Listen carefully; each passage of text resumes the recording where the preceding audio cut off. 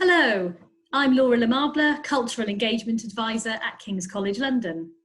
And I'm here today with Ed Nesbitt and Tom Hodgson from the Music Department to talk about a piece that they've put together in response to the COVID-19 pandemic and the lockdown situation that we all find ourselves in at the moment.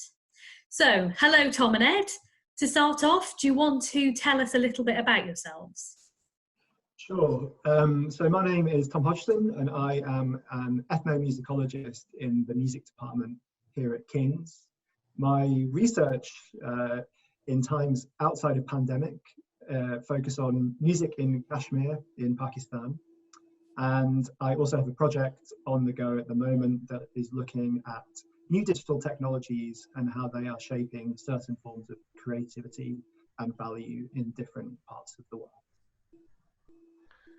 And I'm Ed Nesbitt. I am a composer and I've been on the staff at King's since 2016. One of my main interests is in vocal music, which is what gave rise to this project. Thanks guys. So Ed, do you want to tell us a bit more about what inspired you to create a musical response to the current COVID situation? I'm writing a song cycle that I've been working on for a couple of months now. For soprano voice and piano, that actually wasn't originally a response to the crisis at all. It sets 26 Latin riddles by the Saint Aldhelm, who was around in the 7th century AD. And initially it was just simply a piece that I was writing because I had some time free. I couldn't leave the house. And it was really when Tom approached me to work on these together that the project became more centered around the idea of responding to the pandemic and the lockdown. Yeah, and I suppose from my point of view, towards the beginning of the lockdown, actually, Ed and I were having this conversation and Ed mentioned this song cycle, and in particular this song about a nightingale. And it was just at that time when I'm sure many people recognized this bird song outside of our windows. And I mean, I live in central London, in Bloomsbury, which is normally quite a noisy place. And it was incredibly pronounced, this bird song outside my window. And around that time, I also took delivery of some musical toys that I could do some home recording with. And the idea had sort of started to kind of become quite obvious that we could something nice to do around Ed's composition and putting it into some kind of dialogue with the noises outside. Cool. So Ed, there's obviously kind of quite a backstory to this work. What was your kind of starting point for creating this particular piece, and can you tell us a bit about the story behind it? So, I mean, I'm always interested in the distant past. That's one of the things that, just in a completely non-reflective way, really fascinates me. And I've set texts from Anglo-Saxon England before. And I thought, well, Anglo-Saxon is very difficult to pronounce. No one really knows how to pronounce it. And so singing it is difficult. So I found these Latin riddles that were written at the same time in the same place, just in a language that's a little bit more familiar. And I was just really, I guess, intrigued by the range of subject matter that they had. They're all short, pithy poems about, a lot of them about nature, which is something that, again, I find myself setting to music quite a lot, and which again relates to what Tom was talking about of the nature in some way reasserting itself as humans stay at home. Fantastic. And Tom, can you tell us a bit about how you actually went about recording the piece and putting it together while, of course, we're all working virtually from our homes? Well, one of the things that I was quite interested in, I suppose as a challenge almost, was to think about how we can respond creatively within the constraints actually of living and working at home. So not having access to the usual recording equipment, not having access, I suppose, to the physical proximity of performance. So I felt very conscious about working within those limitations, which in a way also comes through in the recording. To do it, I made use of this little keyboard that I bought at the very beginning of the pandemic. And it plugs into my laptop and makes it very easy to input musical parts into Apple's Logic, which is the software that I use. So I used that. I used a microphone to record samples of noises and the news, and created, I suppose, the arrangement in my apartment. And then it was a question of, well, how do we get the singer to record it when we can't actually go and see anybody? And I called upon a friend of mine from university called Michael Wood, who's a countertenor at Edinburgh Cathedral. And Michael found a very quiet corner of Edinburgh and sang his parts into his iPhone. So one Friday, he sent all of these audio files down to me, and I spent an afternoon listening to his voice, which was really nice, and sort of piecing it together into the final version, which you can hear today. So it was very much a kind of collaborative effort across quite a large distance. Yeah, that's amazing that you can create something that's such high quality using, you know, an iPhone and an incredible little keyboard kit. Apologies for the background noise there. That's my doorbell just went. But we're used to this now in lockdown time, so we'll just skim over that.